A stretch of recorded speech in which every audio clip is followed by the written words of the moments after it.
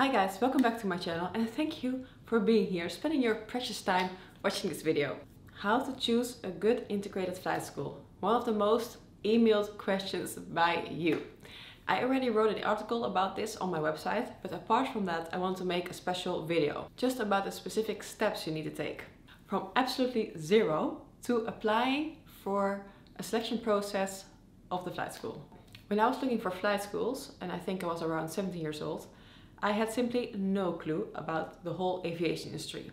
I did not have a family member as an airline pilot, and I also knew no one around me that was a pilot either. I had to figure it out all by myself, and in the end it brought me where I am today. So if you're interested in becoming a pilot, then I would like to save you a lot of stress, effort and time. And that is why I made up these 10 steps in order for you to find the perfect flight school. So grab a piece of paper and a pen. That will also be nice, and let's go.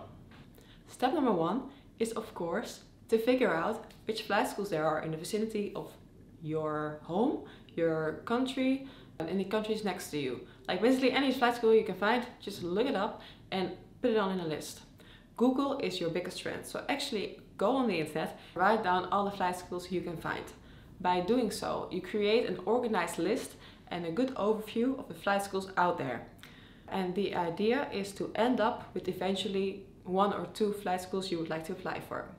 Second is that you need to determine the location of these flight schools. How far away are you willing to go to fulfill your dreams? Would you mind moving to another country, for example? So just simply cross out the schools which, in your opinion, are too far away.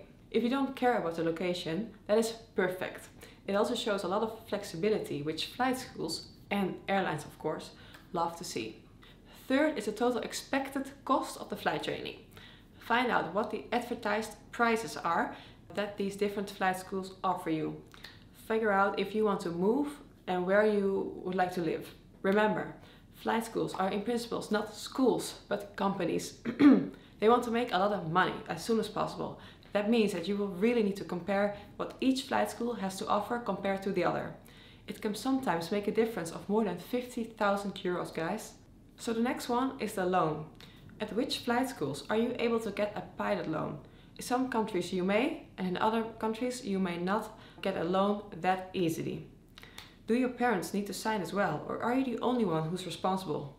In the Netherlands, for example, at the time that I started the flight training, almost every flight school had a deal with the bank for a pilot loan. Again, find out what your personal options are and cross away the schools which simply do not fit in there. If you cannot get a pilot loan, for example, you have to pay for it in a different way.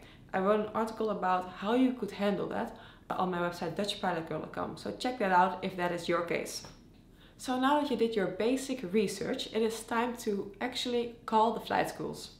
Tell them about your interest and ask them the total price, how long it takes, how many graduates gained a job this year and previous year, and if they are willing to provide you a contact which you can ask some additional questions to if you have any. You know, just in case you wake up and think, hey, I want to know that. You call not just to get the answers, but also to get an initial idea and feeling of this flight school. If the guy or girl picks up and simply does not want to spend some time on you, you know enough, right? You're not gonna be treated in any different way when you are a student pilot at that flight school. By now, you should have a few flight schools left on your list. That brings me to the next important step, which is sign up for the information days of those different flight schools. By doing so, you can actually see and feel the ambience. How is the atmosphere, and would you be happy to spend your days over there the next couple of months? Those are all important questions, and I understand that there's a lot of research to do, and if you did not figure out something, or if you did not totally understand how they work, this is the perfect day to ask them anything. So definitely take pen and paper with you. If you can, take your parents with you or a friend or something like that. As you are highly motivated by starting a pilot training, you're also more likely to miss some important information just because you want to start anyway. Make sure you have a few questions for them and rather be a little bit skeptical than naive.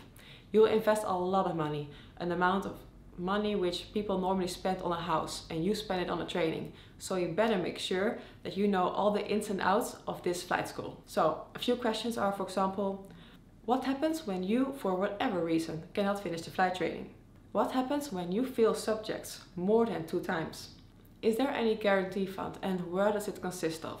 How many people fail the training and why? So what is included in a total sum? The uniform, the pilot bag, the housing expenses for the practical part? And also ask them which important expenses are not included in the total sum. What happens when you, after a couple of years, cannot find a job? Is the MCC and job course included? How many people who graduated in the crisis obtained a job later on? And how many are still jobless? Is there some kind of job guarantee or aftercare after the flight training? Right now, 2018, is a very good time to start, guys. But there have been times where the economy changed rapidly. If that happens, you want to make sure that you are safe and that you do not need to worry about declaring yourself bankrupt because of a lack of job opportunities. And this is not something uncommon during a crisis period. 8 is to read as many reviews about the flight school. Regardless of what the people at the flight school tell you, obviously, what is the average reputation of the flight school and what do the people have to say about this on aviation forums? By doing so, I figured out many things and it made me cross away some other flight schools I had in mind. So 9 is to try to talk to a student of that flight school you would like to go to.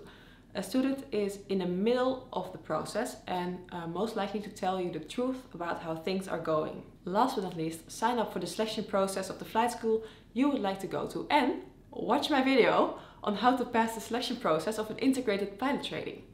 Apart from these 10 steps, I also wrote down a couple of tips and tricks in order to choose the correct flight school. One of them is, for example, to watch out for factories. Flight schools which hire basically anyone with 2 arms and 2 legs.